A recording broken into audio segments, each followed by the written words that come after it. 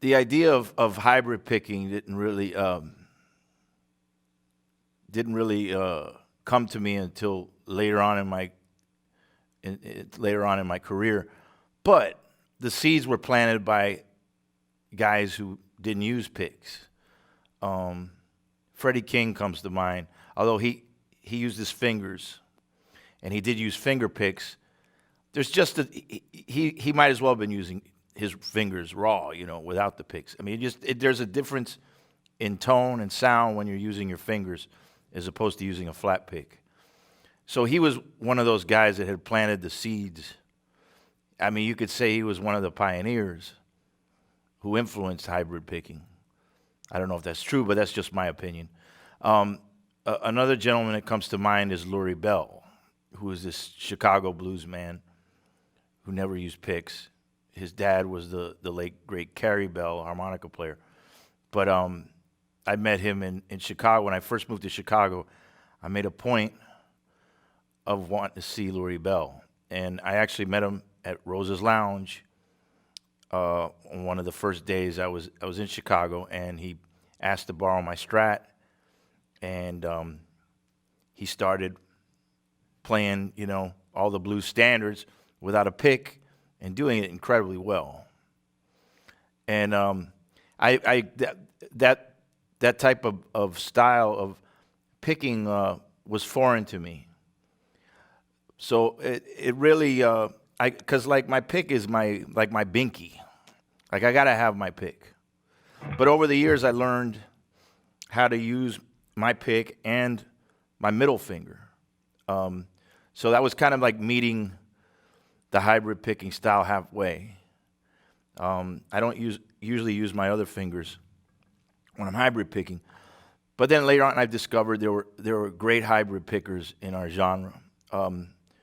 Two that come to mind are Josh Smith.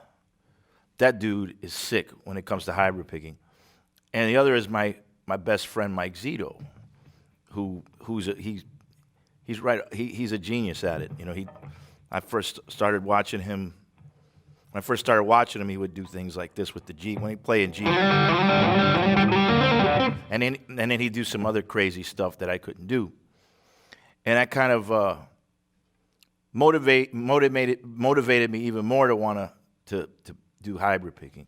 So I don't know, this is the style I've kind of adopted. You could call it hybrid picking, but it's just kind of working in conjunction with the pick and my middle finger.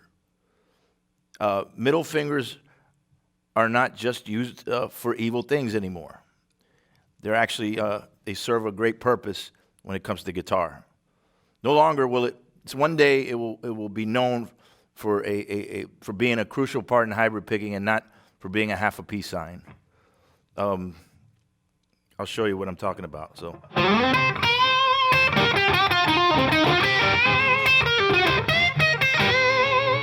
I'm just kind of going back and forth.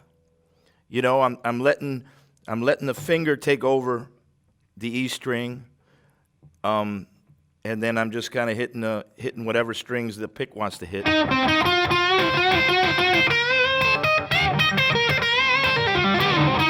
And if I'm feeling, a little adventurous and I want to use the finger a little more, I'll move down the neck a little bit.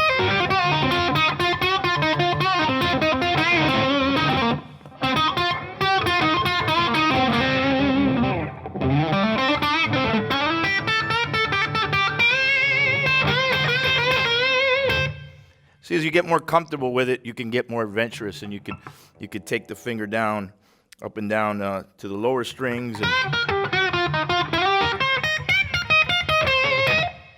and just work. Just keep alternating with the flat pick. Now, in your early development of this, while you're developing this comfort level,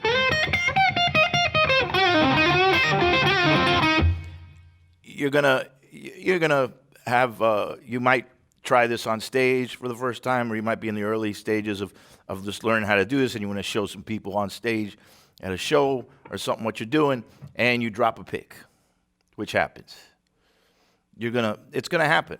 I think I dropped more picks as a result of this particular style of picking. Then I do breaking strings. I think I've dropped more picks than I've broken strings.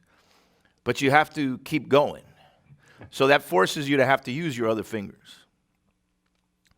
So, there's an old saying when someone got fired from a band, the band leader would look at the band and go, well, one monkey don't stop no show.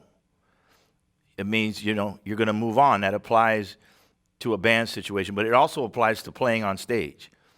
If something happens, you got to keep going. A genius at moving on from adversity on stage is Chris Kane, one of the greatest guitar players of our genre today.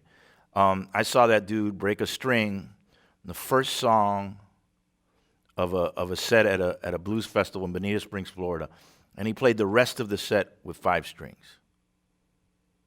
And if you closed your eyes, you would not have known he was only playing with 5 strings. He just carried on.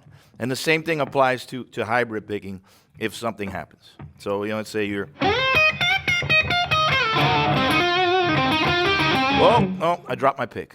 Well, you got to keep playing, and so you have to adapt. And that's what you do. I kind of use I get my index finger involved. And so the index finger poses as the surrogate pick. And so it's the index and the middle that are working together. And then the middle finger comes in, and he might help every once in a while. He might just happen to be there.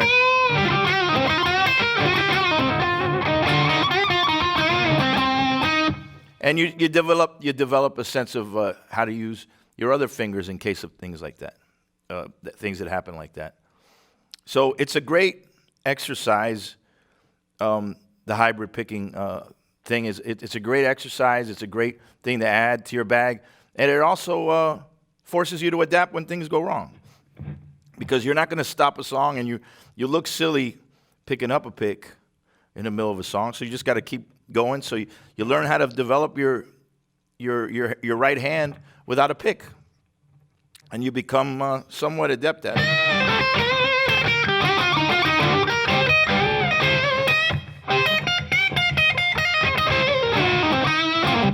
So there's the whole idea of